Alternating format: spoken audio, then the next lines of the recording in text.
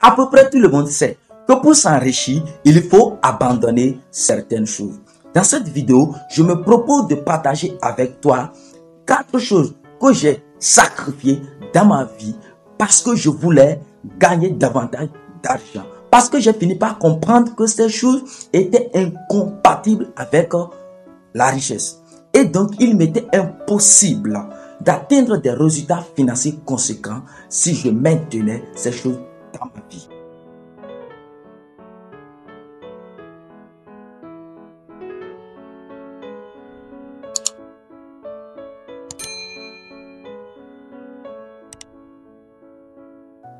Salut à toi, bienvenue dans le cercle des courageux.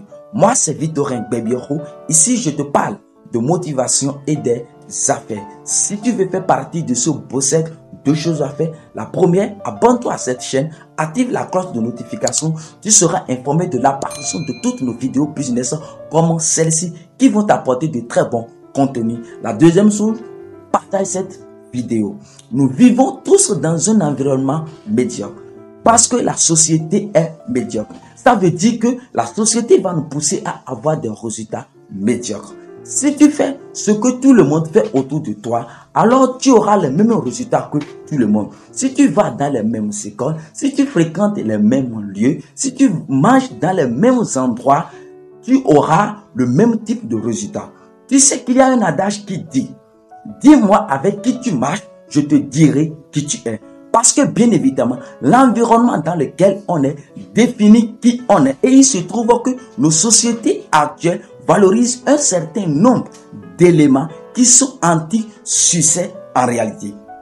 Et dans cette vidéo, je vais partager avec toi 4 sacrifices que j'ai fait personnellement qui m'ont permis de pouvoir m'éloigner drastiquement de la pauvreté. Le premier sacrifice que j'ai fait, c'est celui de m'éloigner des objets chers. L'une des pires erreurs dans laquelle je vois les pauvres fonctionner, c'est vivre au-dessus de leurs moyens. C'est quoi vivre au-dessus de ses moyens? C'est acheter les choses parce qu'elles nous plaisent sans considérer ce que l'on possède de soi-même. En réalité, il y a des ratios économiques qu'il faut pouvoir observer quand on veut se faire plaisir pour acheter quelque chose. Et donc, moi, j'ai décidé, bien évidemment, de ne pas dépenser de l'argent dans les objets brillants, notamment quand j'essayais encore de me bâtir un patrimoine. Du coup, quand j'étais étudiant, j'étais vraiment très proche de mes sous et j'évitais de faire des dépenses farfelues. Par exemple, à cette époque-là, j'avais un budget de 250 € par mois et tiens-toi tranquille, avec ce budget-là, je parvenais à payer mon loyer, à me nourrir, à me vêtir et surtout à épargner de l'argent dans 250 € seulement. Comment était-ce possible? Eh bien, simplement parce que je prenais la bonne habitude d'acheter uniquement des vêtements pendant les périodes en solde, mais vraiment uniquement pendant les périodes de solde et généralement uniquement les vêtements dont j'avais besoin. C'est-à-dire que j'essayais de prendre le temps de réfléchir et de me poser la question de combien de jeans il me faut. En général, 2 jeans suffisent pour un semestre et voire même pour une année académique entière. Ensuite, au niveau des t-shirts, combien de t-shirts il me fallait? Combien de chemises il me fallait? Combien de pulls il me fallait? Et avec ça, j'avais ma liste de courses pour l'année entière. Je m'en foutais éperdument du fait de devoir porter plusieurs fois la même chemise tant qu'elle était propre ou alors de porter le même jean tant qu'il était propre. L'idéal pour moi, c'était bien évidemment d'être propre sur moi. Et puis basta, le reste n'avait pas d'importance. Je ne m'encombrais pas non plus de téléphones chers ou même d'ordinateurs hyper chers à cette époque-là. Parce que bien évidemment, ce qui importait pour moi, c'était d'épargner au maximum. Et ça, c'est un piège dans lequel beaucoup de gens tombent tout le temps. Vouloir acheter des choses chères. Et tu vas voir beaucoup de nos jeunes qui sont encore, même en études, qui dépensent des fortunes pour impressionner des gens ou alors simplement pour se sentir beau ou belle. Et tu vas voir des gens qui vont épargner beaucoup d'argent pour aller s'acheter des perruques à 1000 € alors que l'on est encore étudiant et que cet argent-là, bien évidemment, met en mal même parfois la trésorerie juste parce qu'on veut se faire plaisir. Quand c'est pas des mèches, ce sont des sacs. Quand c'est pas des sacs, ce sont des vêtements ou ce sont des chaussures. J'ai compris très rapidement que toutes ces choses-là pouvaient attendre. En réalité, que je les faisais maintenant ou dans 5 ans, ça ne changeait rien du tout. Donc à quoi ça sert de mettre à mal et d'hypothéquer mon avenir maintenant alors que dans 5 ans, il y aura toujours de nouveaux gadgets qui me plairont tout autant que ceux qui me plaisaient il y a 5 ans auparavant. Le premier sacrifice donc que j'ai fait, c'était de dire non au bling bling. Le deuxième sacrifice que j'ai fait, c'était de dire non aux femmes, non aux copines. Et je sais que là, je perds plusieurs personnes. Mais ce sont les sacrifices que moi, j'ai faits. Pourquoi est-ce que j'ai dit non aux femmes et non aux copines? Simplement parce que pour moi, c'était pas vraiment compatible avec les objectifs que je me fixais dans ma vie. J'avais besoin d'être focus dans mes études. Je suis arrivé en France pour valider mon diplôme d'ingénieur, trouver une situation de vie favorable pour pouvoir soutenir ma famille au pays. Je suis pas venu en Europe pour chercher une femme. Je suis pas venu en Europe pour faire le tour de tous les bars et de rencontrer toutes les filles possibles, blanches, noires, jaunes, vertes. C'est pas pour ça que je suis venu en Europe. Donc j'ai essayé de me souvenir à chaque fois de pourquoi est-ce que tu es là. Et j'ai toujours su, pareil qu'avec les vêtements, il y a un temps pour tout. Il y a un temps pour s'amuser, un temps pour être sérieux, un temps pour s'amuser, un temps pour chaque chose dans la vie. Et donc, pendant le moment où je n'avais pas grand-chose, eh bien, c'était pas le temps pour moi de me distraire avec une femme à mes côtés. Pendant ce moment-là, j'étais focus sur mes études, mais vraiment focus sur mes études et focus sur le fait de gagner de l'argent. Parce que bien évidemment, je devais payer ma scolarité, envoyer déjà de l'argent au pays quand j'étais encore étudiant et penser à lancer des business. J'avais déjà ce genre d'idéologie-là quand j'étais étudiant. Et donc pour moi, je n'avais pas de temps ni d'énergie à consacrer à une relation. Alors que mon énergie, je devais la consacrer à mes études. J'étais à mon cycle d'ingénieur, donc ça prend beaucoup de temps ça. Et puis j'ai pu parvenir à valider toutes mes matières sans jamais reprendre. J'ai même pris des matières en plus pour pouvoir compacter mon temps d'études parce que je voulais aller rapidement dans ce cycle d'études-là. Et donc, franchement, c'était pas le moment pour moi d'aller dans une relation à gauche, à droite, ainsi de suite. Parce que j'estimais, et je le voyais bien, que c'était une distraction, c'était une perte de temps, c'était des clashs de temps en temps parce que j'avais bien des copains à moi qui avaient des copines et je voyais le temps que ça leur prenait, l'énergie qu'ils mettaient à ça et au final, j'estimais que ce n'était pas productif pour moi de me lancer dans ces histoires-là. Parce qu'il faut se dire la vérité. Une histoire de cœur, c'est quelque chose qui prend du temps. Une relation, c'est consommateur en termes d'énergie. Bien évidemment, quand tu es dans le bon cadre et que tu es disposé à cela, il n'y a pas de problème. Mais quand tu es focus dans la vie et que tu es dans une phase de ta vie dans laquelle tu es en train de te chercher, je suis désolé de te le dire, cher ami, mais une femme ou même un homme à tes côtés, parfois peut être un boulet ou même simplement un frein énorme. Et ça, beaucoup de gens n'osent pas le dire de nos jours, mais moi je le dis parce que c'est par là que je suis passé, d'accord? Si tu me vois aujourd'hui, je suis marié, j'ai des enfants, je suis très heureux et très épanoui. C'est pas que les femmes ne m'attiraient pas ou que je les trouvais pas mignonnes, pas du tout. Il y avait de très très belles filles autour de moi. Mais bon, comme je l'ai dit tout à l'heure, il y a un temps pour tout.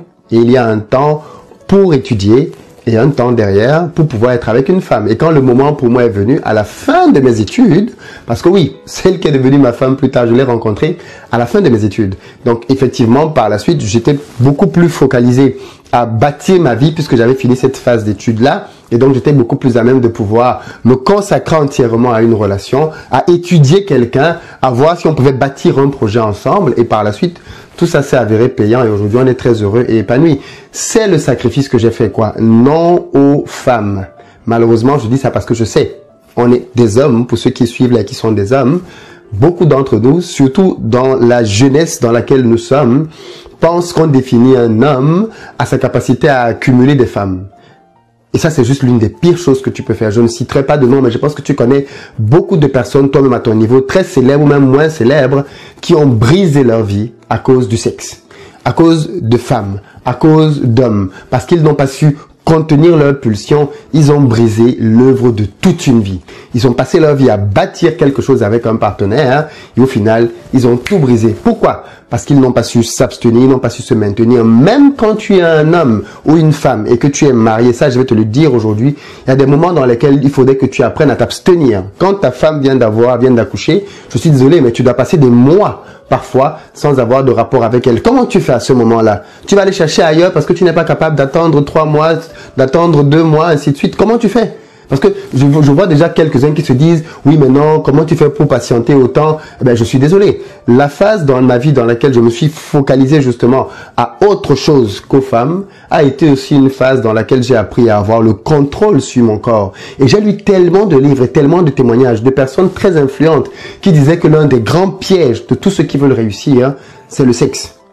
Et ça, je te le dis en toute transparence. Si tu ne sais pas gérer cet aspect de ta vie-là, c'est lui qui va te détruire. Parce que je sais aussi que beaucoup de petits malins veulent devenir riches parce qu'ils se disent qu'avec la richesse, ils vont pouvoir accumuler encore le nombre de femmes avec lesquelles ils vont pouvoir aller. Tu peux le faire si tu veux. Mais la réalité est que tous ceux qui sont passés par ce chemin avant toi, qu'est-ce qu'ils ont bâti? qu'est-ce qu'ils ont bâti en termes de vie familiale? Aller faire la jet set à gauche, à droite. Ok, mais qu'est-ce qu'ils ont bâti? Regarde bien, même ces personnes-là que tu pouvais admirer il y a 5 ans, il y a 10 ans, qui passaient leur temps à aller en soirée ou en boîte de nuit. Quand tu vois ce qu'ils sont devenus aujourd'hui, est-ce que c'est ce que tu as envie de devenir? Si la réponse est non, pourquoi tu veux emprunter le même chemin? Pourquoi? Pourquoi tu veux emprunter le même chemin? En tout cas, clairement, moi, c'est un sacrifice que j'ai fait et je tenais à te le marteler. Les femmes, le sexe, et pareil pour les filles, hein, les hommes, le sexe, toute chose à un temps. Troisième sacrifice que j'ai fait, ce sont les boîtes de nuit. Alors, c'est vraiment dans la même logique que les deux premiers. Hein. Alors, je vais peut-être même te surprendre, mais de toute ma vie en France, on est là depuis plus de 12 ans, je ne suis jamais allé dans un club, jamais allé dans une boîte de nuit. Parce que je n'ai rien à y faire. C'est un lieu dans lequel on dépense beaucoup d'argent, c'est un lieu dans lequel on va se trémousser, c'est un lieu dans lequel on perd de l'énergie, on perd du temps. Tout ça est très précieux pour moi, tu vois. Et donc, j'estimais que je n'ai rien à foutre là-bas. C'est-à-dire, le samedi, le dimanche, j'ai des exercices à faire, j'ai des devoirs à faire. Si j'ai envie d'atteindre mes objectifs, de rapidement valider toutes mes matières, j'ai beaucoup de choses à faire. Et en plus, moi, j'allais jobber pour pouvoir gagner de l'argent. Donc, quand je rentrais, j'étais fatigué. J'avais pas le temps d'aller m'asseoir dans une boîte de nuit pour aller boire un whisky, boire ceci, boire cela, parce que je savais que ça ne m'avantagerait en rien du tout. Et ça, clairement, je m'en suis éloigné. Mais vraiment éloigné comme la peste. Et clairement, je me suis aussi éloigné de tous les gars et toutes les filles qui avaient pour mode de vie la boîte de nuit. Pourquoi? Parce que j'ai constaté simplement que depuis leurs études, alors attention, je ne dis pas qu'ils n'ont pas réussi leurs études parce qu'ils n'allaient pas en boîte de nuit. Si, certains ont réussi leurs études en allant en boîte de nuit. Mais j'ai considéré qu'économiquement parlant, et même de manière très simplement personnelle, ça ne m'apportait rien. Moi, j'aime faire des choses qui m'apportent quelque chose, des choses qui me font évoluer, des choses qui me font grandir. Aller en boîte de nuit ne m'apporte rien du tout. Mais vraiment rien du tout. Ceux qui disent que c'est un moyen de se distraire, c'est l'un des pires moyens de se distraire. Parce que les gens qui vont en boîte de nuit, généralement, boivent de l'alcool. Et quand tu bois de l'alcool, qu'est-ce qui se passe? Généralement, ils sont sous. Et qu'est-ce qui se passe quand tu es sous? Tu perds le contrôle. Et qu'est-ce qui se passe quand tu perds le contrôle? Tu fais des choses que tu regrettes. Je ne compte pas le nombre de filles qui ont fait des choses atroces parce qu'elles avaient bu un peu d'alcool. Le nombre de filles, même malheureusement, qui ont été abusées parce qu'elles avaient bu de l'alcool dans ce genre de milieu-là. Donc, franchement, je ne vois pas du tout et je ne voyais pas du tout en quoi est-ce que ce type d'endroit-là était profitable, quoi. Si je voulais m'amuser, rigoler avec des copains et tout ce que tu veux, je le faisais dans une ambiance maîtrisée. Chez moi ou chez un copain, on achète à manger, on se fait plaisir, on met de la musique, on chante, on danse, on est fatigué, on dort et le lendemain, la vie recommence. Mais pourquoi aller se mettre dans ce type d'ambiance-là, dans lequel, je vais dire, tu n'es plus au contrôle de quoi que ce soit et dans lequel tu peux juste te laisser aller, emporter à la vibe et en avoir des conséquences qui sont négatives. Moi, j'ai clairement dit non aux boîtes de nuit et j'en suis très content parce qu'aujourd'hui, justement, en tant que père de famille, eh bien, je suis bien heureux de voir que dans mes habitudes de vie, il n'y a pas ce type de choses-là. Et donc, comme j'ai des enfants aujourd'hui et que je sais que la meilleure école des enfants, ce sont leurs parents. Les enfants copient ce qu'ils voient. Mais je suis bien content que mes enfants puissent grandir dans une maison dans laquelle il y a un certain nombre de choses qui n'existent simplement pas. Parce qu'on n'est pas des as, des habitués de ces choses-là. Boîte de nuit, troisième sacrifice que j'ai fait. De côté.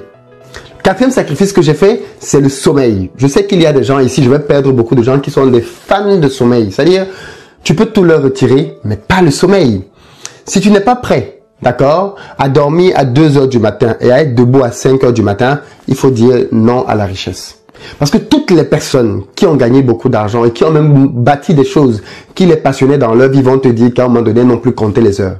Elles ont travaillé de manière acharnée, elles ont travaillé avec beaucoup de conviction, beaucoup de force, parce qu'elles voulaient atteindre certains objectifs. Si tu n'es pas prêt au stade là où tu es aujourd'hui à payer ce type de prix-là, il faut simplement laisser tomber. Parce que clairement, tu es en train de passer à côté de quelque chose de super important. Le sommeil, c'est bien pour se reposer, bien évidemment. Moi, il y a des moments où je dors beaucoup parce que j'ai besoin de récupérer. Mais il faut que tu sois en mesure de pouvoir dormir 3 heures, 5 heures, 6 heures, parfois pendant 1 semaine, 2 semaines, parce que tu es en train de struggle, tu es en train de lutter pour pouvoir accomplir quelque chose. C'est comme ça que les choses se passent. Mais si tu n'es pas prêt à faire un pas sur le sommeil, eh ben, je suis désolé pour toi, ça risque de te coûter très très cher. En tout cas, moi, j'ai sacrifié beaucoup d'heures de sommeil et jusqu'aujourd'hui, quand c'est nécessaire, je n'hésite pas à le faire.